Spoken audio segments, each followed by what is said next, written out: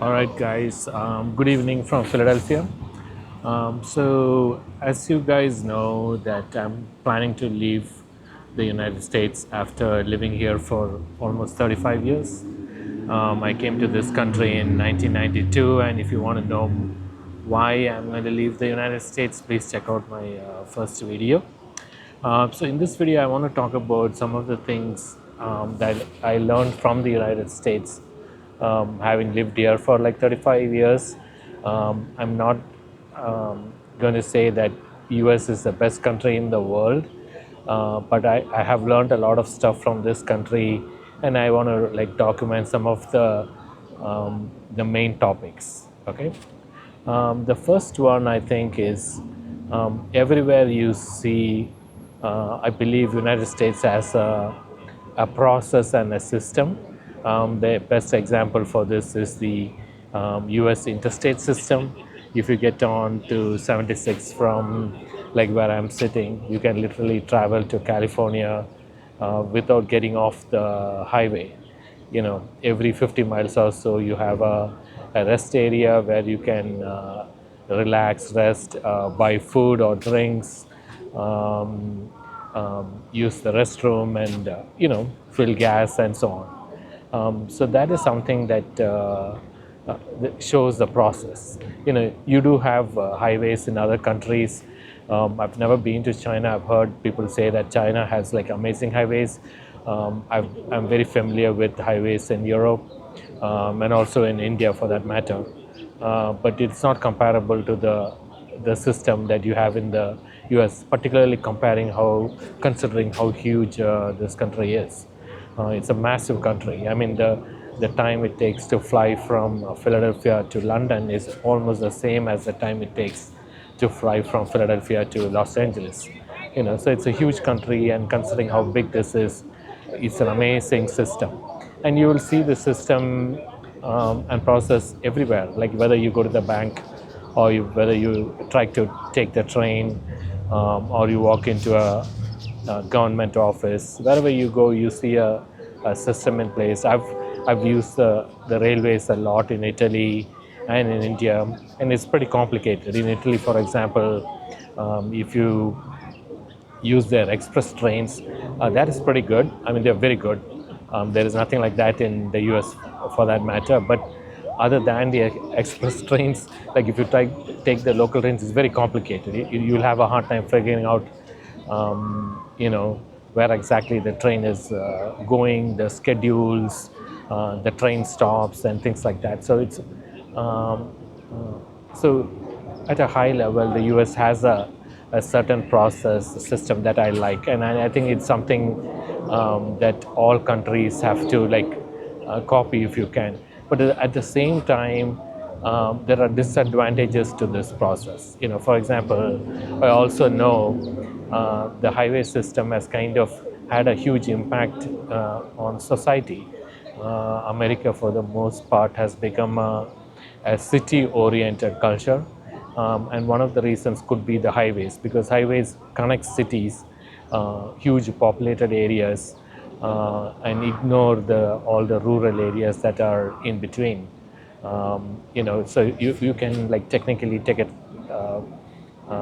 take your car and take 76 and go from Philadelphia to Pittsburgh, but there is a huge area in between that has been neglected for a long time, and it is slowly getting hollowed out. So there is also something that, for example, India has to consider when building its highway system, to make sure that the system also considers the needs of the people who are not necessarily living in the city. Okay. The second one, second major lesson I've learned is how open-minded and how welcoming this country is. I've traveled a lot to, as I mentioned, to Europe, mostly Western Europe, although I've traveled to a few Eastern European countries. I've traveled to, Central and South America, not a lot. I've never been to Brazil or Argentina or Chile, but I've been to like Colombia, and Ecuador and a few other countries. But no country compares to the United States when it comes to uh, the the welcoming and open culture. I'm not saying that this is the perfect society. There is a lot of room for improvement, but as a whole, this is by far the best nation that I've been to in that sense. The next topic is, in general, what I want to call law enforcement, and I'm not just talking about the police or um, the FBI or anything of that sort. Um, Not, I'm like in general, like if you go to like all um, British colonies, the former British colonies, whether you talk about Australia or India for that matter, and the United States, the laws are kind of the same. You kind of know what you can do and what you cannot do, but the big difference is the law enforcement. Um, you know, in general, I think you have a very good chance of getting a fair hearing in the U.S. when compared to most of the other countries. I mean, I do know that there is favoritism, there is corruption, all kinds of things in this country as well. But as a whole, if you look at this country, for an average citizen, um, you can be assured that if something happens to you, you'll get a fair justice. This is not the case in a lot of other countries, particularly in India. In India, if you are wealthy, if you have power, you can pretty much get away with anything. And this is true for many other countries also. So another area which is kind of related to this is like for something like condo association, for example. I have some experience with my condo back in India, and it's very difficult for the HOA to enforce the laws because nobody wants to follow them, and it's tough to enforce the law if somebody is violating the law, and overall the condo gets neglected because nobody wants to cooperate and work together and improve the condo, which is directly beneficial to everybody who lives there. So in the US it's very different. I live in a building that has 32 floors. It's a huge condo, but the rules get enforced fairly evenly for all members, and the condo is maintained very well, and things go very well overall. So I think the law enforcement in all the different areas is something that I like about the US. So the next topic is something I really like about US is the opportunity to learn. So I cannot put a finger on the key reason for that, but one reason could be the inherent diversity in American society, and I'm not talking about diversity in terms of race or gender or anything of that nature, but diversity of opinions. Americans are willing to share their opinions, even though it could be slightly different from the rest of the group, and it's a great learning experience. So yeah, if you notice, a lot of people in this country don't get their news from the traditional news outlets or the newspapers anymore. They are very dependent. They get their news from places like YouTube and Substack and places like that, which is great. I do that a lot also because there are so many different views. So if you think you have a particular point of view, you can start a YouTube channel and express your views, and there are a lot of people who will listen to you, and debate with you and so on. And there are of course very very high profile YouTubers and podcasters that you can follow, and they have very diverse set of views. So you get to learn a lot. You will get to open your mind, and you are not, what in India you call it the one-track mind. So you have a lot of opportunity in the US in that sense to learn. I would readily admit that I learned a lot about India once I came to the US, rather than when I was in India.